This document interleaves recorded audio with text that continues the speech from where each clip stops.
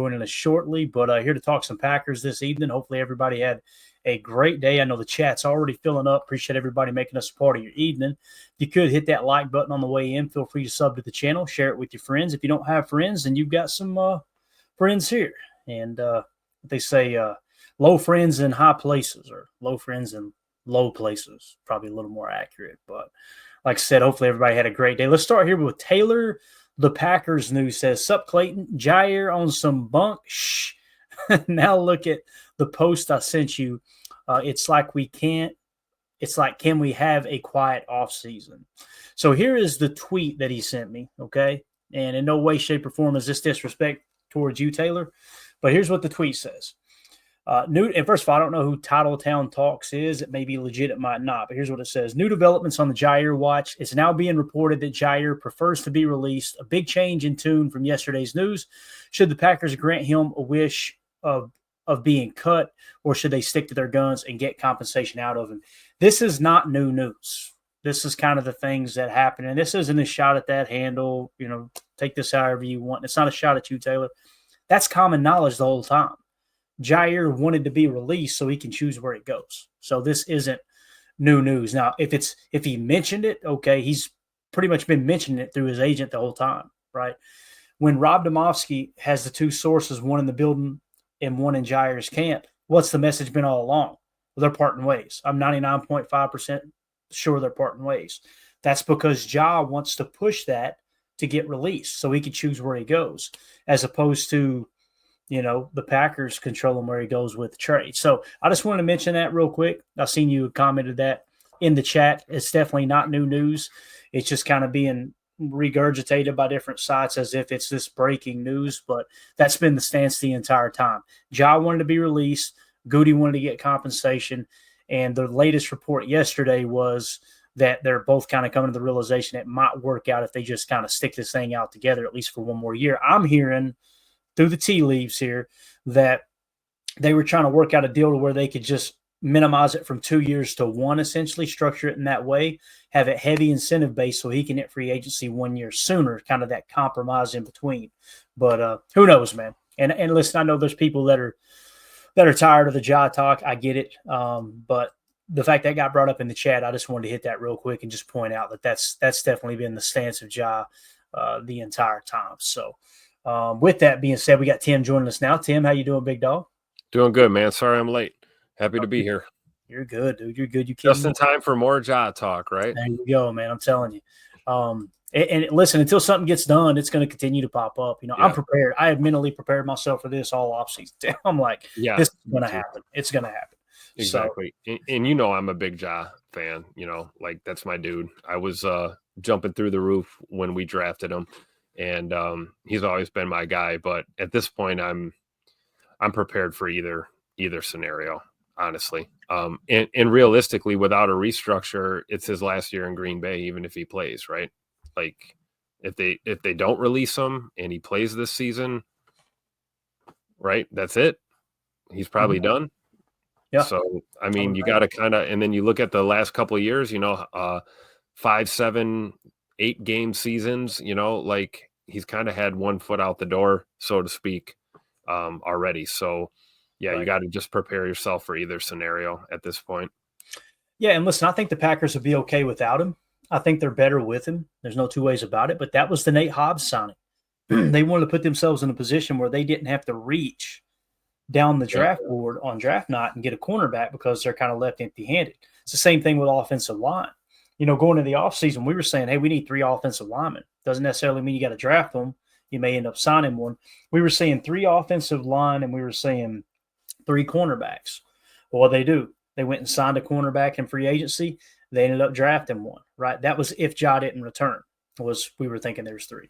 So if Ja doesn't return, you're in good shape. You're better with Jaire on the team when he's healthy. I want to make sure I'm very, very clear about that. But it's not the end of the world. You go out and you sign Aaron Banks at guard. What did that do? We talked about, now you were down Jordan Morgan last year, so you were down to your third stringers filling in as soon as Elton went out and got hurt, right, out of the Philly game.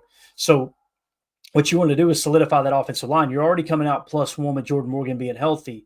Well, let's go get another one, and now you don't have to reach on offensive line. It just so happens the board fell perfect to them, and they took Anthony Belton. They really liked Anthony Belton with a second-round grade, a minimum of a second-round grade, right? So, and the other aspect, too, was wide receiver. You went out and got Mecole Hardman. Mecole Hardman isn't going to set the world on fire, but you put yourself in a position that, hey, if we find ourselves in a situation where, crap, we need another wide receiver, you don't have to reach down the board.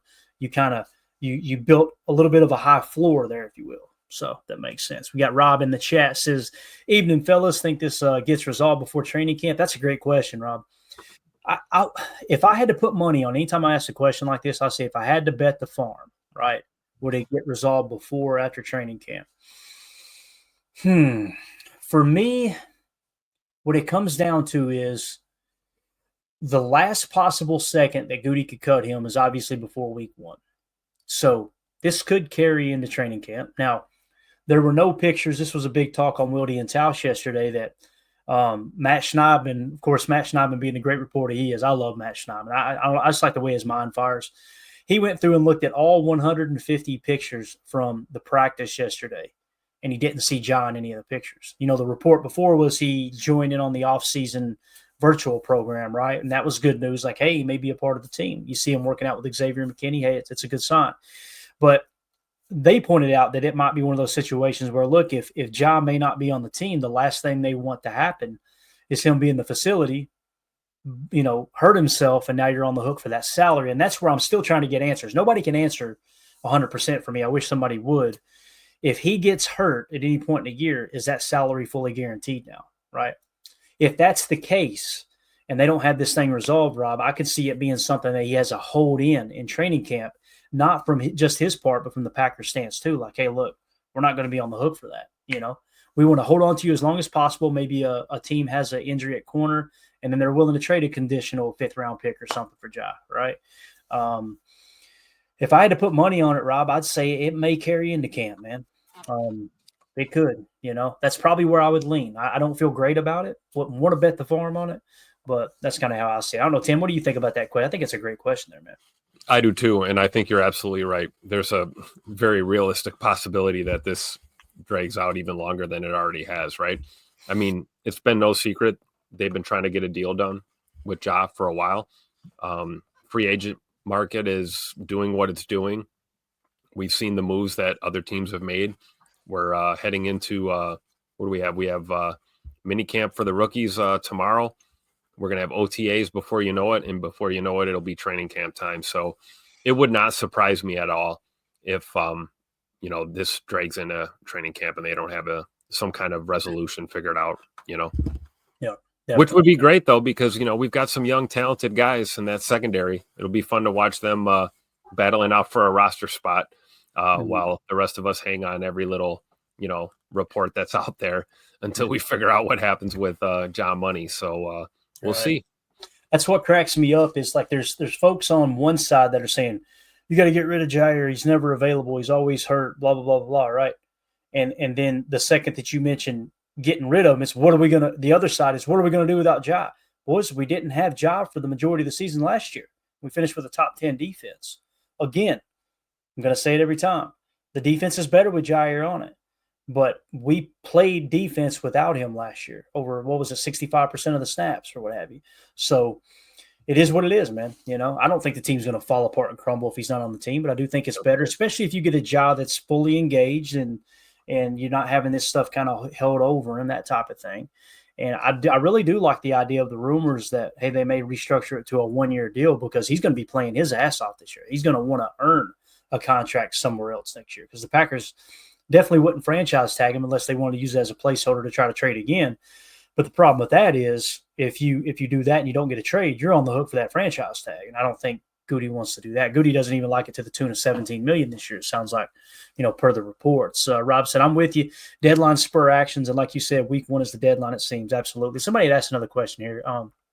Gosh, I just had it on the screen. Here we go. Greg Rice says, isn't it the first time John needs to show up in July? He's got to attend 90% of the off-season program to earn a $700,000 bonus. Now, some people would say $700,000 isn't anything. I disagree. I think if it's $500,000 or more, these players do not want to forfeit that, right? But also there was rumors that maybe they asked him to stay away. If that's the case, and they would just waive that clause and he gets the money anyway. That way you don't risk him getting hurt, knowing that he may not play for the team. So it's a very interesting situation. There's no two ways. I'm leaning towards option one, though, because we already heard the reports about Ja attending the virtual off-season programs and stuff. Mm-hmm. So clearly he's laying the groundwork to play ball for as long as he needs to. And we'll see what happens ultimately. But again, without him restructuring or being willing to restructure as far as the contract goes, it's going to be really tough to trade him. So I think at this point we're looking at, outright release, or he's playing ball in Green Bay. Yeah. And that's correct. Prince says $700K on the line for Ja for OTAs, right? That's correct. That's what I heard anyway. So Elijah Gwynn says, sup, PTA family. What's up, Elijah? He says, any chance on Saturday morning live stream on a road trip to NC? So it would be nice to have a stream to listen to.